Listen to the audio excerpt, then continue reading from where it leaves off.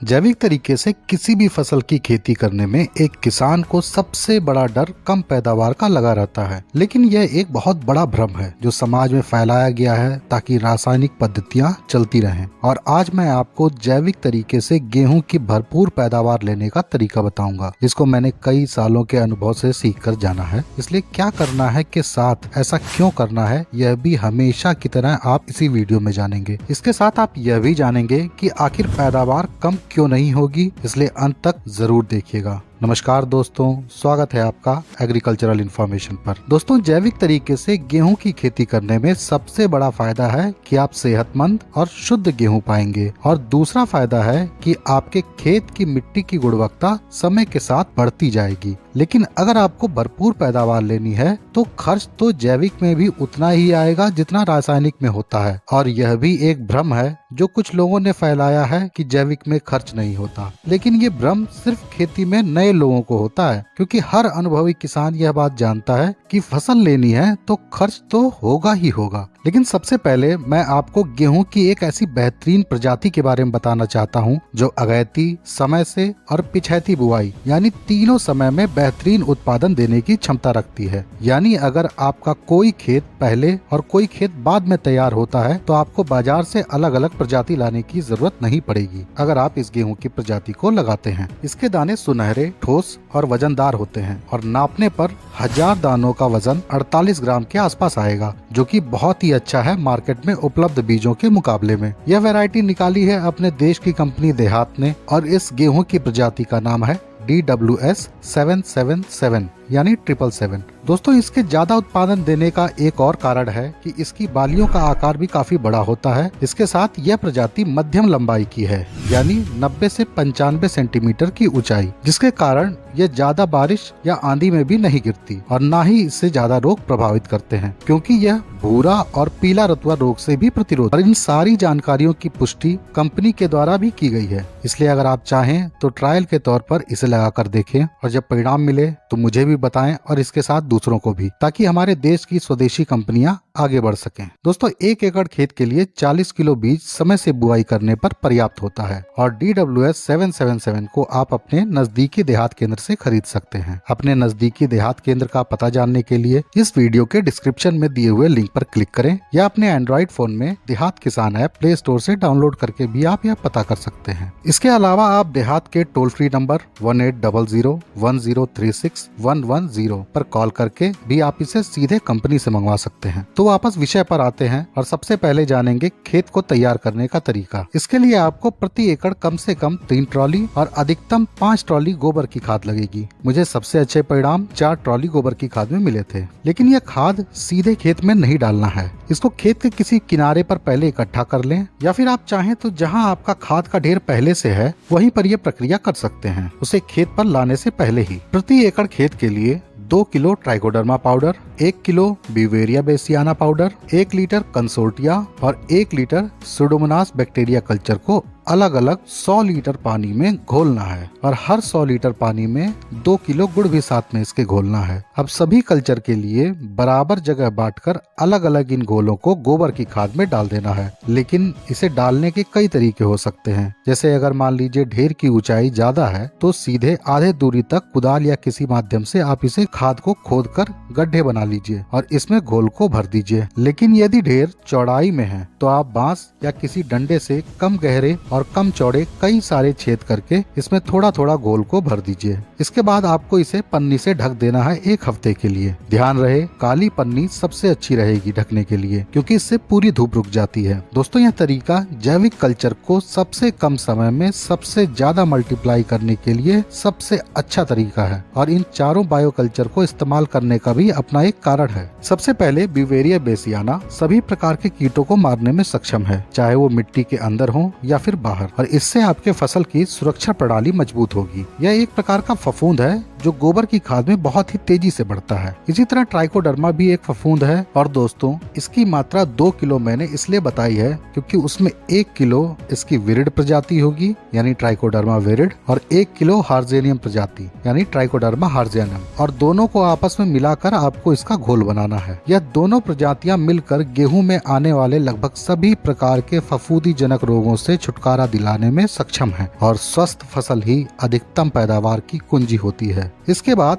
Pseudomonas एक bacteria है जो कई प्रकार के हानिकारक वायरस, फफूंद और बैक्टीरिया को मारने में सक्षम होता है और कंसोर्टिया में एनपीके के साथ अन्य सूक्ष्म तत्वों को उपलब्ध कराने वाले जीव भी मौजूद होते हैं जिससे पौधों को आहार मिलता रहे। क्योंकि जैविक खाद हो या रासायनिक खाद, आखिर उसे उपलब्ध तो यही जीव ही कराते हैं पौधों को। इस प्रकार हमारा गोबर का खाद एक संपूर्ण आहार के साथ एक संपूर्ण सुरक्षा का साधन भी बन जाता है। लेकिन यह बनी हुई गोबर की खाद देने से पहले सभी अलग अलग हिस्सों में मल्टीप्लाई किए हुए कल्चर को आपस में मिला देना है और फिर पूरे खेत में इसको आपको डालना है। ध्यान रहे दोस्तों, खेत में मौजूद पुराने फसल अवशेषों को जलाना नहीं है क्योंकि यह खाद देने के बाद आपको हैरो यानी तावे से जुताई करानी है और हैरो से सभी प्रकार के फसल अवशेष आराम से कट जाते हैं और यही अवशेष समय के साथ सड़कर खाद बन जाएंगे। लेकिन ये जल्दी सड़ जाएं, इसके लिए अब आपको खेत में पानी भर देना है और जब खेत जोतने योग्य हो जाए तो इसमें प्रति एकड़ 100 किलो जिप्सम डालकर रोटावेटर से सिर्फ एक बार ऊपर की 4 इंच की मिट्टी को जोत देना है। इसके बाद आपको सीड ड्रिल से बुआई कर देना है। दोस्तों जैविक गेहूं में बुआई लाइन से लाइन करना जरूरी है क्योंकि खेत में आपको कई बार चलना पड़ेगा, इसलिए चलने की जगह जरूरी है। इसके साथ प्रति एकड़ बीज की मात्रा भी कम रहेगी, यानी 1 एकड़ के लिए मात्र 20 किलो बीज समय से बुआई करने पर और अगैती या पिछैती में मात्र 22 किलो बीज ही लेना है, इससे ज्यादा बिल्कुल नहीं लेना है। इसका कारण यह है कि ज्यादा गेहूं लगाने पर गेहूं की जड़ को काफी कम जगह मिलती है और यह मैं आपको कैलकुलेशन से समझाता हूं तो आपको ज्यादा अच्छे से समझ में आएगा। 1000 गेहूं के दानों का औसत वजन 44 ग्राम है अपने देश में, यानी 20 किलो बीज में 4,54,545 गेहूं के बीज होंगे। जमाव का प्रतिशत 85% माना जाए तो 3,86,363 गेहूं के बीजों का जमाव होगा। अब 1 एकड़ का क्षेत्रफल 43,560 स्क्वायर फीट होता है, यानी 62,72,640 स्क्वायर इंच। अब कुल क्षेत्रफल में जमे हुए बीजों की संख्या से भाग देंगे तो आएगा कि प्रति गेहूं के पौधे के लिए उपलब्ध जगह कितनी है, यानी मात्र 16.2 स्क्वायर इंच। और इतना तो हर किसान जानता है कि गेहूं की जड़ कम से कम 16 स्क्वायर इंच से कम तो नहीं ही होती है और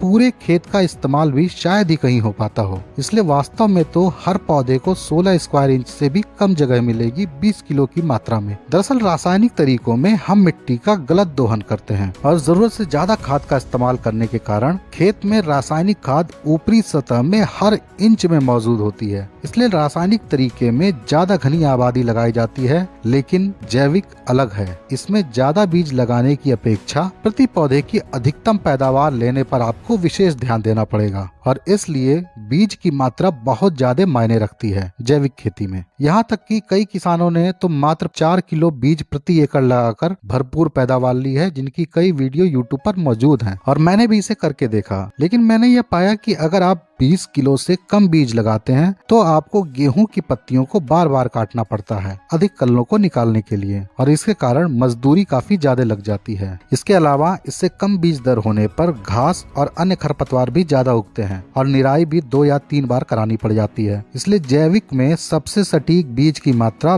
20 किलो प्रति एकड़ ही है। इसके बाद बीज शोधन के लिए आपको सिर्फ माइकोराइजा को लेना है। प्रति किलो बीज के लिए 5 ग्राम माइकोराइजा पाउडर पर्याप्त होता है। इसके साथ प्रति किलो बीज के लिए आपको 10 ग्राम गुड़ भी लेना है और लगभग 100 ml पानी प्रति किलो गेहूं के बीज के लिए लगेगा। अब गेहूं के बीजों को कड़ी धूप में 1 दिन तक आपको छत पर सुखाना है और उसी दिन माइकोराइजा, गुड़ और बीज के हिसाब से पानी लेकर इनको आपस में मिलाकर आपको रख देना है। अब शाम को गेहूं छत से उतारे नहीं, बल्कि रात भर यह नमी लेगा वातावरण से और इसे सुबह की पहली धूप लगनी चाहिए और 1 घंटे सुबह की धूप खाने के बाद इसे इकट्ठा करके छांव में ले आएं। अब यहाँ पर बनाए हुए माइकोराइजा और गुड़ के घोल को गेहूं में डालकर हाथ से मसलकर अच्छे से मिला दें। इसके बाद छांव में पतली परत फैलाकर इसे सुखा लीजिए। दोस्तों, बीज शोधन के लिए हमने सिर्फ माइकोराइजा को गुड़ के साथ इसलिए लिया है क्योंकि जमाव से पहले हमने माइकोराइजा के भोजन को यानी गुड़ को गेहूं पर ही लगा दिया है। तो मिट्टी में जाते ही माइकोराइजा